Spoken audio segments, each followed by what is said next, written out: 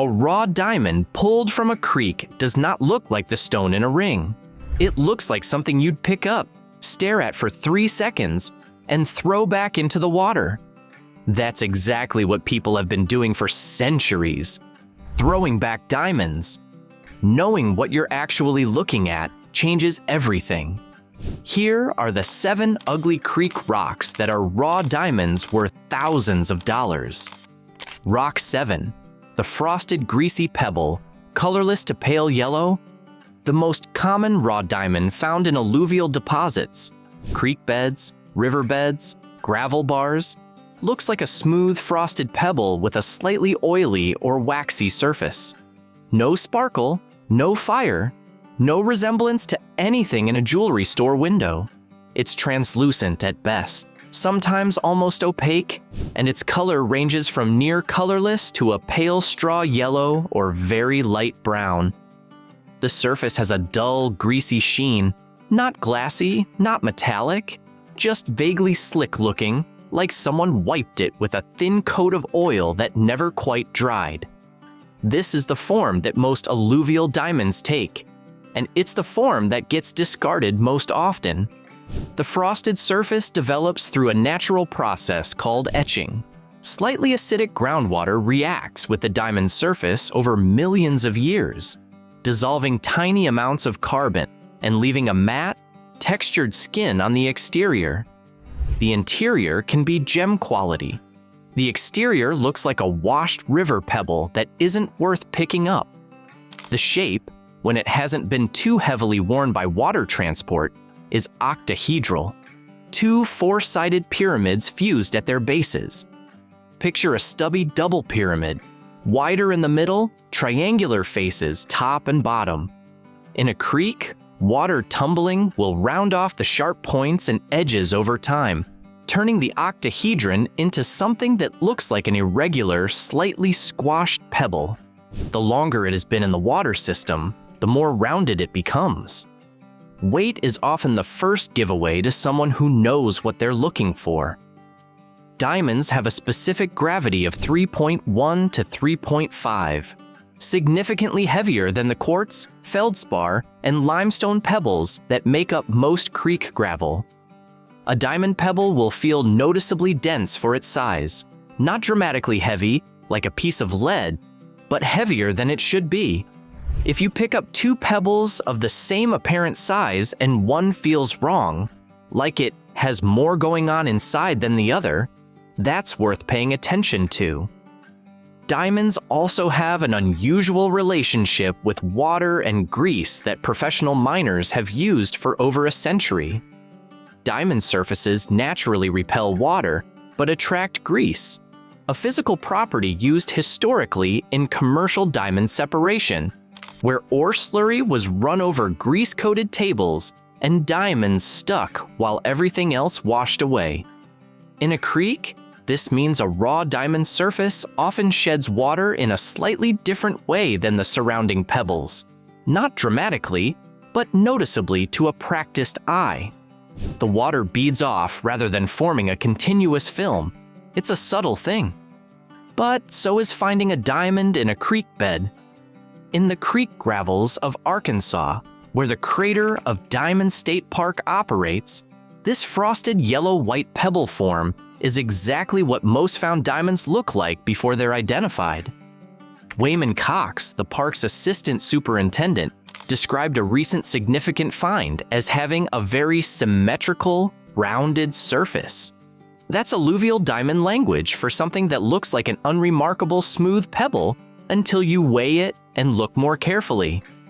The park registers roughly 600 diamonds per year from a 37-acre field, and the vast majority of them are found by people who simply knew to pick up the dull, heavy, frosted pebble instead of the sparkly quartz one. Rock 6, the brown ugly one. Industrial looking, no obvious value. Brown diamonds are the most common color variety of natural diamond. They account for roughly 15% of global diamond production, and for most of the 20th century, they were used primarily as industrial abrasives because the gem trade didn't value them. They were the overlooked category, not colorless enough for white diamond buyers, not vivid enough for fancy color buyers. The result is that they've been known within the industry as Cape stones, cognac diamonds, or, less charitably, bort, a term for low-grade industrial material. In a creek, a rough brown diamond looks exactly like what it sounds like: a brownish, somewhat translucent to semi-opaque pebble with a waxy surface and no particular distinction. Brown Creek gravel is everywhere. A brown diamond sitting in it looks like everything around it until you check the weight, the hardness, and the surface characteristics. Brown coloration in diamond comes from plastic deformation, structural distortion of the crystal lattice caused by the intense pressures of deep earth formation. The color can range from a very light champagne to a dark root beer brown. In rough form, even the lighter champagne varieties look murky and unimpressive. A faceted brown diamond of good clarity and strong color can sell for thousands of dollars. The rough material, straight from the creek, looks like a dirty pebble.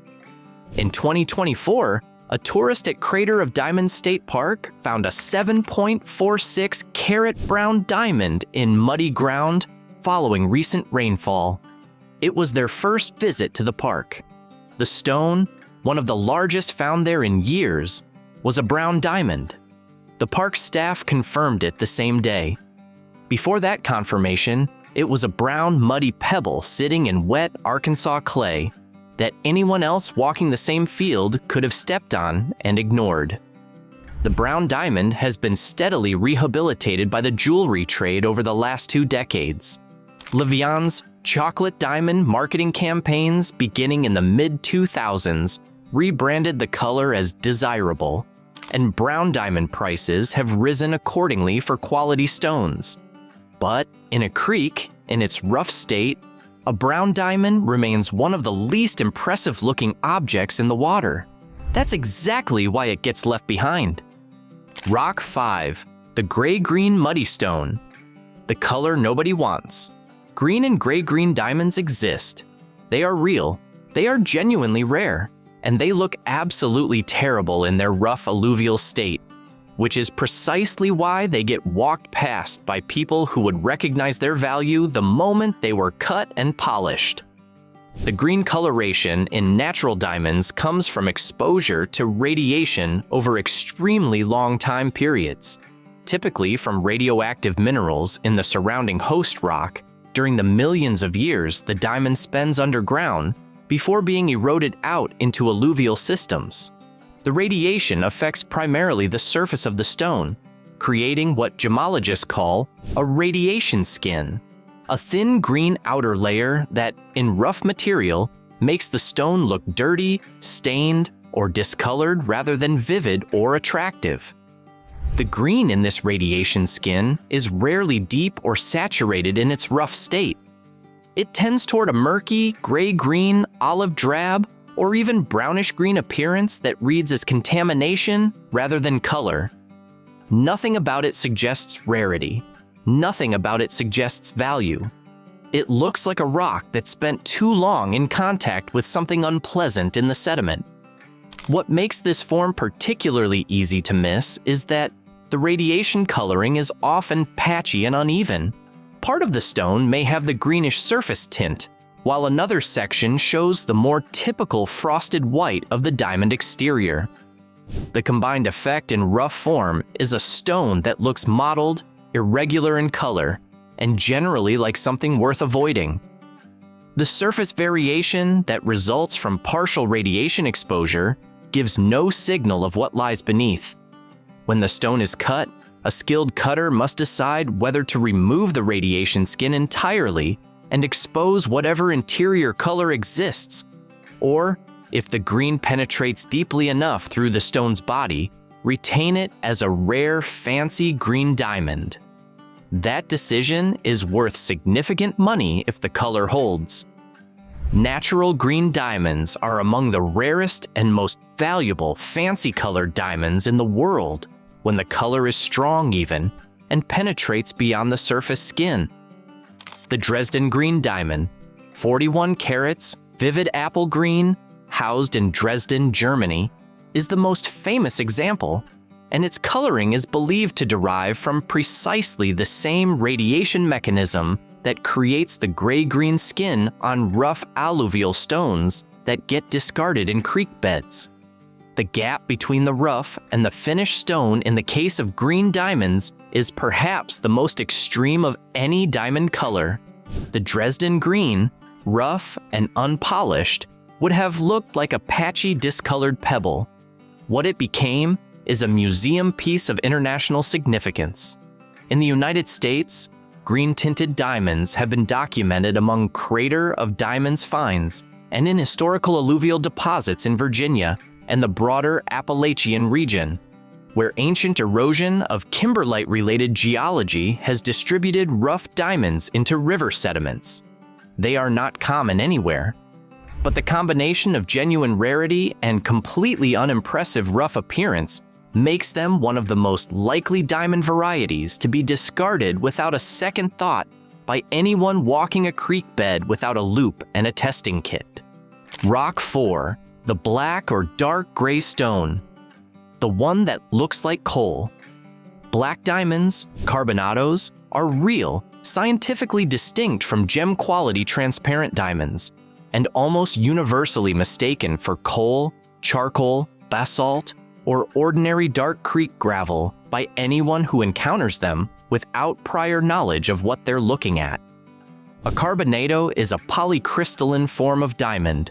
Instead of being a single crystal grown from a single nucleation point under controlled deep earth conditions, it is a mass of many tiny intergrown diamond crystals with no dominant cleavage planes and a porous, rough, irregular texture.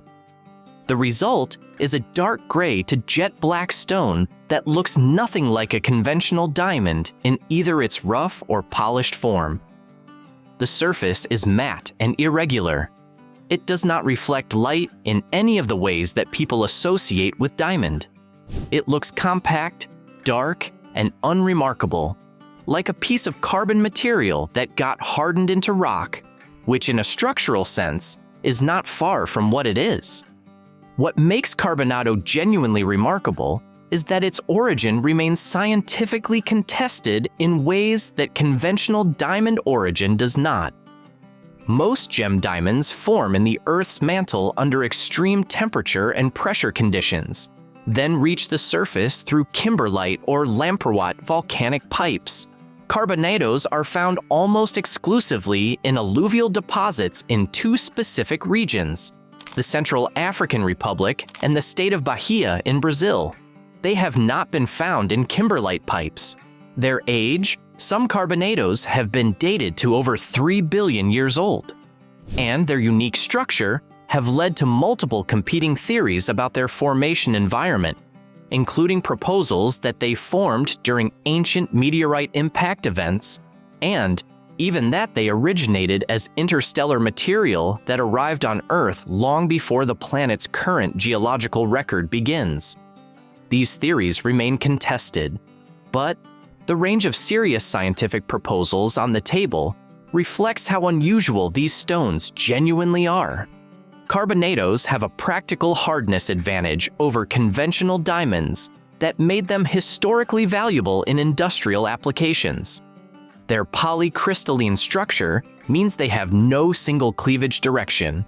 Conventional diamonds, despite their extreme hardness, can be cleaved along specific crystal planes, which is both how diamond cutters shape them and how they can be fractured by impact in the wrong direction. Carbonado has no such weakness. It is effectively unbreakable in practical terms, which made it the preferred diamond variety for industrial drill bits, saw blades, and abrasive tools before synthetic materials took over that market. In the jewelry trade, black diamonds, both carbonados and conventional diamonds that are black due to included graphite and other dark minerals, have become genuinely fashionable in recent decades. Quality black diamond material is now priced accordingly, but in a creek, in its natural alluvial state, A carbonado is a heavy, dark, slightly porous chunk of something that offers no visual reward whatsoever. The one field test that matters is weight. A dark pebble that feels significantly denser than its size suggests, that won't scratch under a steel file, and that doesn't react with acid the way dark limestone or coal would, that's the combination that sends a carbonado to a gemologist rather than back into the water. Rock 3, the cubic one. The perfectly shaped box that looks man-made. Most people associate diamonds with the octahedral shape, the double pyramid. That association is strong enough that it functions as the mental filter people apply when scanning gravel for potential gem material. Anything that doesn't match the octahedral template gets categorized as not diamond and moved on from. This filter eliminates a real diamond form. Diamonds also crystallize in cubic habits. A cubic rough diamond has flat faces and right angles. It looks like a small cube or rectangular block, sometimes with slightly curved faces due to the specifics of crystal growth patterns under the pressure and temperature conditions in which it formed. The surface still carries the typical matte, frosted, or greasy diamond texture. The weight is still characteristic. The hardness is still 10, but the shape reads as manufactured rather than natural, and that misidentification is enough to send it back into the creek. People's intuition about natural crystals runs toward pointed shapes, irregular edges, and visible geological character. Quartz crystals have points. Pyrite forms cubes, but pyrite's metallic gold color is immediately distinctive. A small, frosted, pale diamond cube sitting in creek gravel looks like a manufactured item. A fragment of ceramic, a cut piece of industrial mineral, a machined component from something. Its regularity works against it. The visual brain processes it as artificial and therefore dismisses it as not the natural geological specimen being searched for. Cubic diamond habits are less common than octahedral forms, but they do occur, and they have been documented among Arkansas diamond finds at Crater of Diamonds and in historical alluvial records from other domestic diamond localities. The cubic form is also associated with the mackerel, a flattened triangular twin crystal that forms when two diamond crystals share a common plane during growth, creating a thin triangular shape that looks nothing like a conventional diamond and nothing like most people's mental image of a natural crystal. Mackerels have their own distinctive appearance, flat, triangular, with a layered or striated surface, looking more like an unusual fragment of layered rock than a gemstone. The unifying factor across cubic diamonds and mackerels is that their geometry is too regular in one dimension and too irregular in another to trigger the visual recognition pattern that most people carry. They don't look like rough gems, they look like oddities, objects that prompt a momentary pause and then get put back down when no obvious category presents itself. Recognizing that this looks oddly regular and geometric, and it weighs wrong for its size, is the identification chain. Both halves of that observation are necessary. Rock 2, the striated, grooved rough, the one with marks all over it. Some raw diamonds come out of the ground and out of creek transport covered in natural surface markings that look like damage. They look scratched, grooved, pitted, and worn in ways that suggest the stone has been through something difficult and come out the worse for it. These features are not damage. They are not indicators of compromised material. They are the specific surface characteristics that distinguish genuine rough diamond from nearly every other mineral that might be found in similar environments.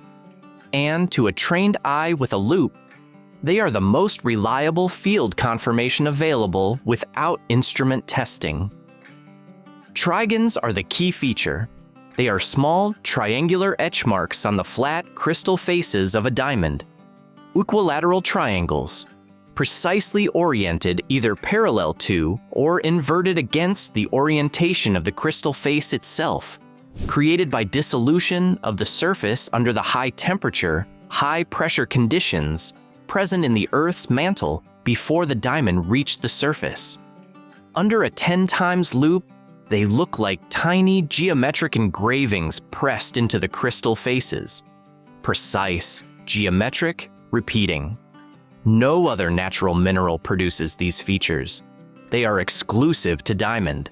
Their presence on a suspect stone is as close to a field confirmation as you can get without a thermal conductivity tester. Striations are parallel lines or grooves running along crystal faces or edges, created during the crystal growth process itself. They give the diamond surface a structured line character rather than a smooth one.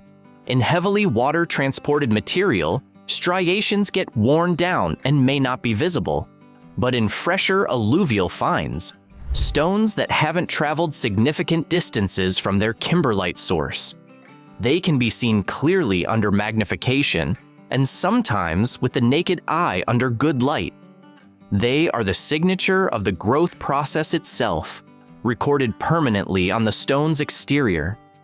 Etch channels are tubular holes or recesses in the diamond surface, created when acidic fluids migrating through host rock dissolved narrow pathways into the crystal over geological time.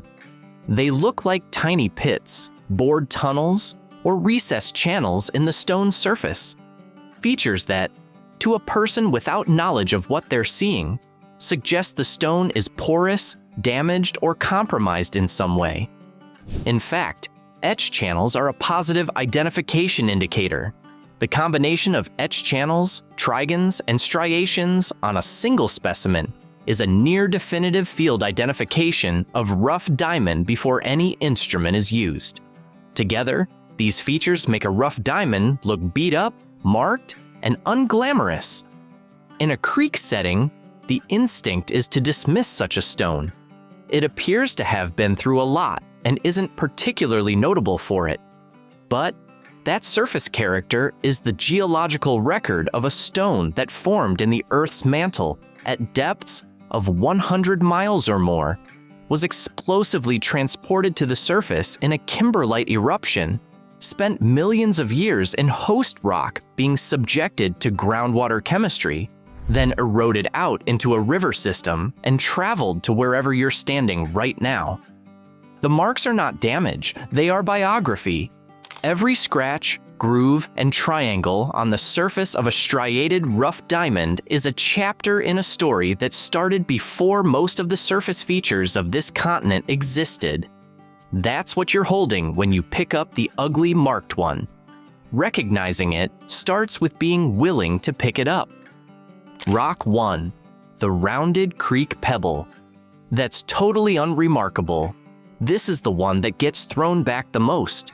Not because it looks suspicious, not because it looks interesting enough to examine more carefully, because it looks like absolutely nothing. And looking like nothing is the most effective camouflage in nature. A fully water-transported, alluvially rounded diamond has had everything worked off it by time and water. Its crystal faces are worn smooth, its edges are rounded to curves. Its surface is frosted evenly from end to end by the combined action of chemical etching and physical abrasion. Its original geometric shape has been reduced to a near sphere or irregular oval with no obvious identifying features, no angular remnants of crystal structure, no surface marks left visible after the rounding process. It looks like a small, very slightly heavy creek pebble that is maybe a touch more translucent than the rocks immediately around it, maybe a little more uniform in surface texture, possibly with a faint, waxy sheen visible under certain angles of light. That's it. That's the complete visual presentation. There is nothing about it that announces itself as anything other than unremarkable creek gravel. This fully rounded form is what most domestic alluvial diamonds tend toward, because the diamond-bearing terrain in the United States has been geologically active for a very long time, and most surface diamonds have been in creek and river systems long enough to be thoroughly worked over by water transport. The kimberlite pipe at Murfreesboro, Arkansas, the source of the crater of diamonds material, is believed to have been emplaced roughly 95 million years ago. Diamonds that eroded out of that pipe and made their way into drainage systems have been in active transport for a geological age. The water has had time. The result is a population of rounded pebbles that offer no visual clues for separation from the surrounding gravel. The Jones Diamond, the largest alluvial diamond ever found in the United States at 34.48 carats, was described as a smooth, heavy blue-white stone with rounded points, found in West Virginia in 1928. The family that found it assumed it was quartz or some other common transparent mineral and stored it in a cigar box in their tool shed for 14 years before a visiting gemologist identified it. 14 years in a cigar box. A stone worth what would be millions of dollars in today's market, kept with the screwdrivers and spare hardware because it looked like a fancy creek pebble and no one had a reason to test it further. That story is repeated across diamond-bearing regions wherever people have had the material in their hands without the knowledge to recognize it. The practical lesson of the rounded alluvial pebble is not complicated, but it requires rewiring a very deeply held intuition. The intuition is, things that look valuable are worth picking up and examining. Things that look like creek gravel are creek gravel. This intuition is wrong exactly where diamond country is concerned. In alluvial diamond terrain, the rewired instruction is, things that weigh wrong are worth picking up and examining. The visual channel gives nothing. The tactile channel, the unexpected density in the hand, the feeling that the object has more mass than its size justifies. That is the channel that matters. Density is the one field clue available on a fully rounded alluvial diamond. Specific gravity of 3.1 to 3.5 against the surrounding quartz at 2.65 is a measurable difference that a trained hand can detect. Pick up a rounded pebble that feels heavier than it should for its size, and the probability of it being something other than common creek gravel increases dramatically. It may still be a heavy mineral, magnetite, ilmenite, zircon, cassiterite, but it has passed the first filter. Everything else follows from that first moment of picking it up and noticing that it weighs wrong. The creek doesn't label what it's carrying. That job belongs entirely to whoever is paying attention. How to test what you found. Once something in a creek catches your attention, unusual weight, odd surface texture, or a slightly waxy sheen that the surrounding rocks don't have, there's a practical sequence for field testing. First, hardness. A steel file or hardened nail rates approximately 6 to 6.5 on the Mohs scale. If your stone scratches easily under steel, it is not a diamond. Diamond at 10 won't yield to steel at all. This test rules out most common creek minerals immediately.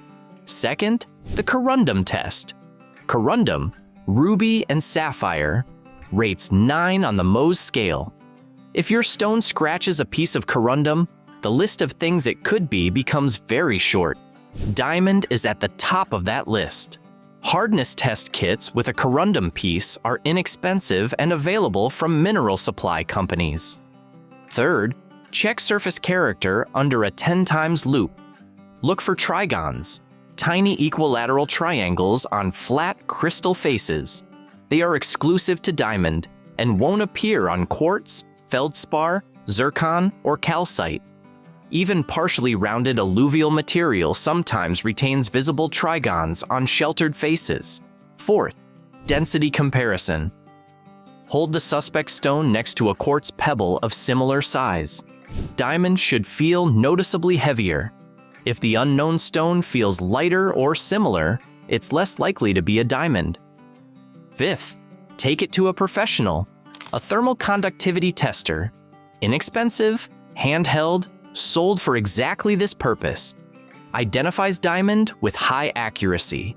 A gemologist can run UV fluorescence testing, where some diamonds glow blue under shortwave ultraviolet light. The cost of a professional identification is trivial compared to the value of a real diamond. Don't skip it. Those are the 7 forms that raw diamonds take in creek and alluvial deposits. The frosted pebble, the brown ugly one, the gray-green muddy stone, the black carbonado, the cubic oddity, the striated and marked rough, and the completely unremarkable rounded pebble that looks like everything else in the water. None of them look like what most people think a diamond looks like. That's the entire problem. And it's been the entire problem for as long as people have been walking creek beds and diamond-bearing terrain across the United States. The Jones diamond spent 14 years in a cigar box in a tool shed. The Esperanza diamond at Crater of Diamonds was found by a woman who paid $8 to walk a plowed field in Arkansas. In February 2026, 2 men running a TikTok live stream found a 6.03 carat yellow diamond in frozen Arkansas gravel. The creek doesn't label what it's carrying. That job belongs to whoever's paying attention. If you found this useful, hit like and subscribe. There's more on gemstones, geology, and the things hiding in plain sight across the American landscape.